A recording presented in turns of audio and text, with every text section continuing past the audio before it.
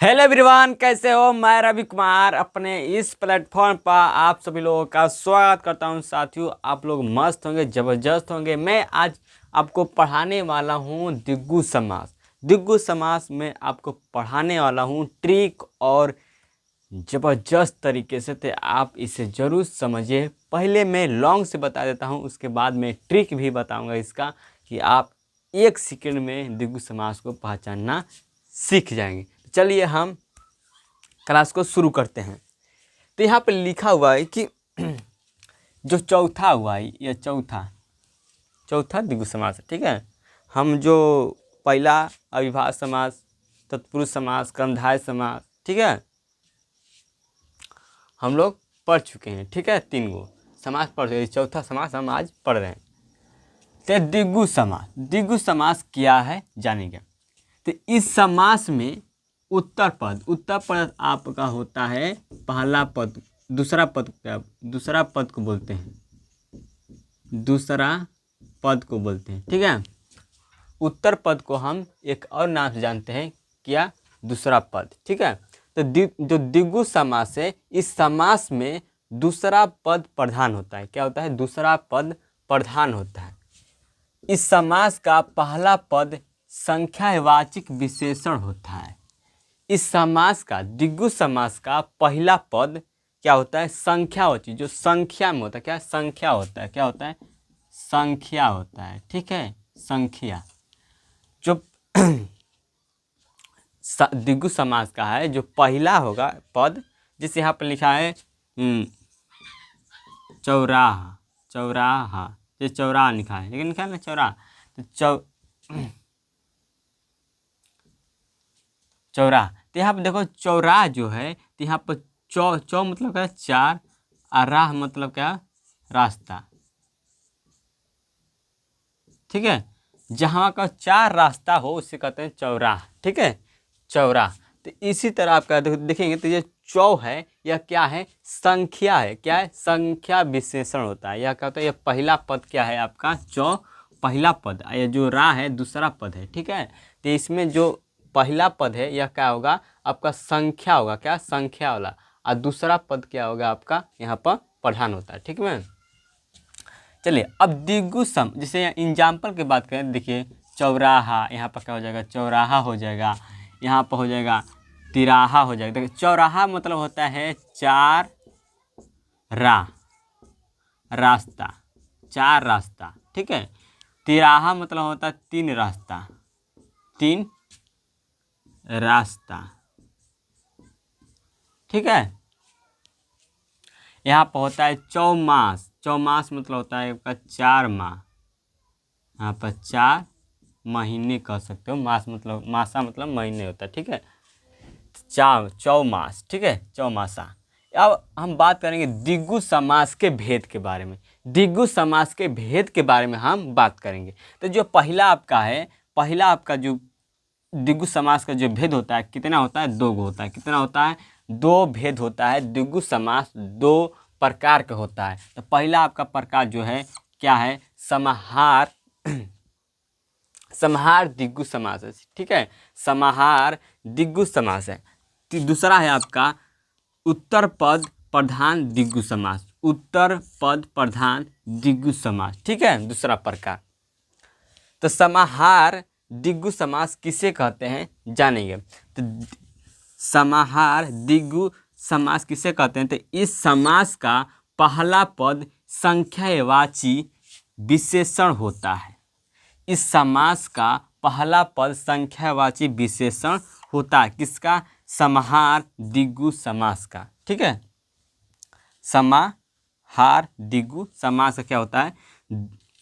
पहला पद संख्यावाची विशेषण, मतलब कि पहला पद क्या होता है? संख्या वाला होता है। ठीक है, और इस समास में तत्व होता है, पदार्थ होता है, वस्तु होता है, अथवा प्राकृतिक वस्तुओं के समूह, समुदाय अथवा समाहार का बोध होता है। इस समास में तत्व का बोध होता है, पदार्थ का बोध होता है, वस्तुओं का बोध होता है, अथवा प्राकृतिक वस्तुओं के समूह, समुदाय अथवा समाहार का बोध होता है। ठीक है। जैसे कि मैं एग्जाम्पल की बात करूं तो यहाँ पर लिखा है नवरात्रि। नवरात्रि का नवरात्रि, त्रिलोक, पंचवटी, त्रिवेणी, पंजाब, दोपहर। अगर मैं बात करूं तो ये जो नवरात्रि है यह होता है, नौ मतलब होता है, क्या होता है, नौ मतलब होता है क्या, नौ होता है, और रात्रि मतलब रात होता है। ठीक है, जो नौ रात होता है उसे नवरात्रि कहते हैं। यहाँ पर त्रि मतलब होता है तीन, और लोक मतलब बात होता है आपका, ठीक है, लोक, तीन लोक, ठीक है, तीन लोक को हम क्या बोलते हैं, त्रिलोक। यहाँ पर पंचवटी, पाँच वटी, ठीक है, पंचवटी। त्रिवेणी आपका तीन वेणी। पंजाब, पंच प्लस और अरब, ठीक है, पंजाब, 5 अरब, ठीक है, 5 अरब का हो जाएगा पंजाब हो जाएगा। ठीक है, 2 धन प्लस पहर का हो जाएगा, दोपहर हो जाएगा। ठीक है, इस तरह से। अब देखिए यहाँ पर जो लिखा है दूसरा प्रकार लिखा हुआ है द्विगु समास का, उत्तर पद प्रधान द्विगु समास। उत्तर पद प्रधान द्विगु समास किसे कहते हैं, तो यहाँ समझिए कि जिस समास का पहला पद संख्यावाची विशेषण हो। यहाँ पर भी इस समास का पहला पद संख्यावाची विशेषण था। यहाँ पर भी जिस समास का पहला पद संख्यावाची विशेषण हो, लेकिन उससे गणना करने का बोध न करके कोई विशेष गुण का बोध होता हो। गणना का मतलब उसे गिनती न करके उसका क्या विशेष गुण का बोध होता हो, तो वहाँ क्या हो जाएगा आपका उत्तर पद प्रधान हो जाएगा, जिसे कहेंगे द्विगु समास होता है। ठीक है, उत्तर पद प्रधान द्विगु समास कहेंगे। ठीक है, जैसे यहाँ पे देखेंगे यह पहला है, क्या हुआ, दो अपट्टा, दोपट्टा कहते हैं, दो पट्टा, जो देखेंगे आपका दोपट्टा होता है, दोपट्टा। अब यहाँ पर दो पट्टा आपका, इसमें दो को संख्या नहीं है, पूरा इसमें शामिल होगा दोपट्टा। ठीक है, इसमें आप खंड नहीं कर सकते हैं, विग्रह नहीं कर सकते। दो पहिया, ठीक है, दो माता, ठीक है, दो माता, ठीक है, आदि। अब हम कुछ नोट के बाद नोट आपके लिए बहुत इंपॉर्टेंट होता है। यहाँ पर नोट जरूर याद रखिएगा। यहाँ पर नोट पहला में क्या कर रहा है कि यदि संख्यावाचक विशेषण का बोध, यदि संख्यावाचक विशेषण का प्रयोग किसी पशु पक्षी या जीवित प्राणी के साथ होता है। यहाँ पर समझिए कि यदि संख्यावाचक विशेषण का प्रयोग किसी पशु पक्षी या जीवित प्राणियों के साथ होता है, तो वहाँ क्या होता है, सदैव बहुवीर्य समास होता है। क्या होता है, सदैव वहाँ बहुवीर्य समास होता है। जैसे यहाँ पर देखेंगे कि दशानन, तो आप कहेंगे ये दशानंद किसे कहते हैं, रावण को, जिसके 10 मूड़ी हो उसे कहते हैं दशानंद। अरे भाव तुम 10 को मूड़ी बात दशानंद में, एक मतलब हो जाए द्विगु समास हो जाए, संख्या की बात कर रहा था नहीं, क्योंकि जो दशानंद है यह क्या होता है, इसमें पशु पक्षी या जीवित प्राणी है। जो दशानंद क्या है, रावण जो जीवित है। इसमें बात करें तो जो दशानंद है, सही बात करें, इसमें क्या होता है ना, जो सही इसका जो मेन पॉइंट है, इसका मैं बता दूं आपको क्या होता है कि आपको कहीं बहुव्रीहि समास को दिखाई देगा, मतलब जिसका प्रवाची शब्द होता है वो आपका क्या होता है, बहुव्रीहि समास होता है। सही शब्दों में समझिए, मेन नस को पकड़िए, समझिए कि क्या होता है कि प्रवाची शब्द जितना होता है वो आपका क्या कहलाते हैं, बहुव्रीहि समास कहलाते हैं। ठीक है, तो ये जो दशानंद है ये आपका क्या है, प्रवाची शब्द किसका है, रावण का, तो यह हो जाए दशानंद। यहाँ पर 12 सिंह, यहाँ पर 12 सिंह, ठीक है, उसी तरह आपका चतुर्भुज या आदि।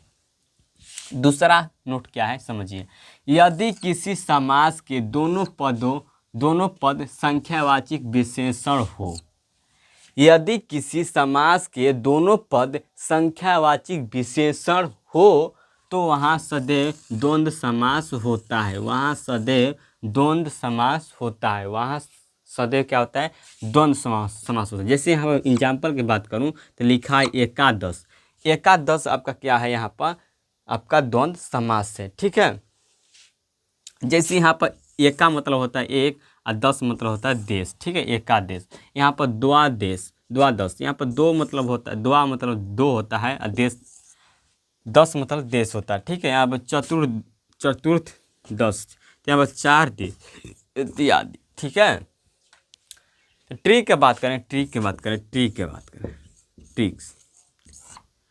की बात करें द्वंद्व समास का ट्रिक। ठीक है, द्विगु समास का ट्रिक मैं बताऊंगा आपको क्या होता है। आपके जिस समास में आप लिखेंगे, जिस समास में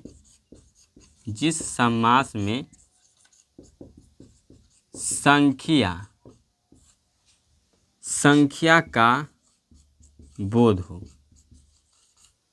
बोध हो उसे द्विगु समास कहते हैं।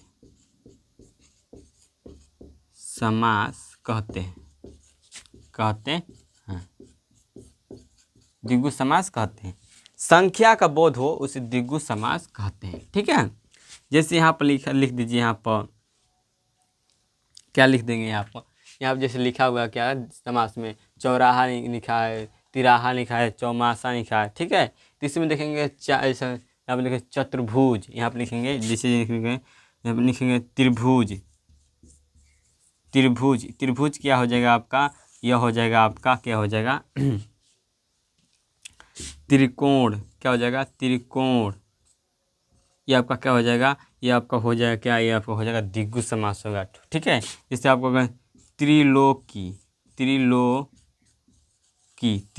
आपका क्या हो जाएगा यहाँ पर द्विगु समास होगा। क्यों, क्योंकि यहाँ पर यहाँ पर संख्या की बात कर रहा है।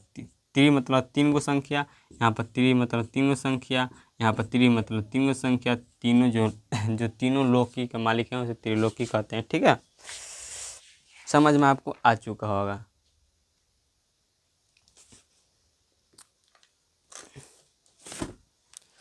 अगर आप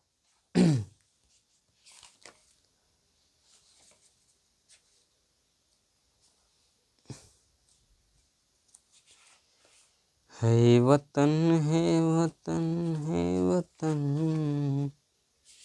जान मन है वतन है वतन।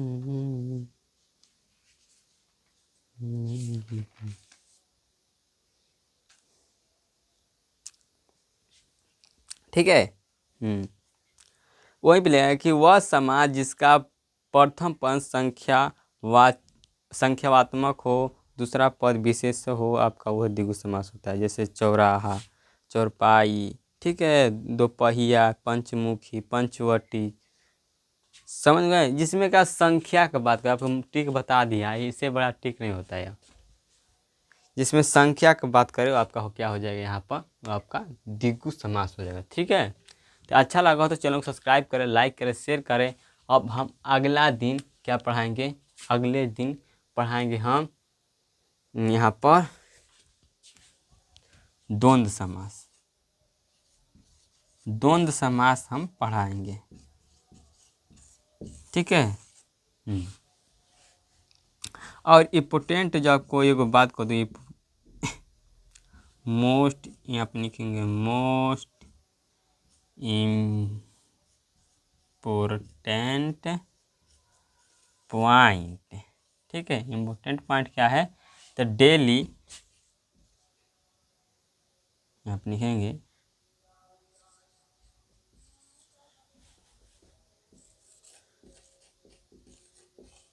डेली आपको रात 12 बजे ये हमको नहीं। ठीक है, रात 12 बजे हम क्या आएंगे, लाइव आएंगे। ठीक है, रात 12 बजे हम आएंगे लाइव। आपसे मैं ऑब्जेक्टिव पूछूंगा, आप उसका आंसर देना। ठीक है, चलिए हम लोग चलते हैं, विदा लेते हैं। जय हिंद, जय भारत।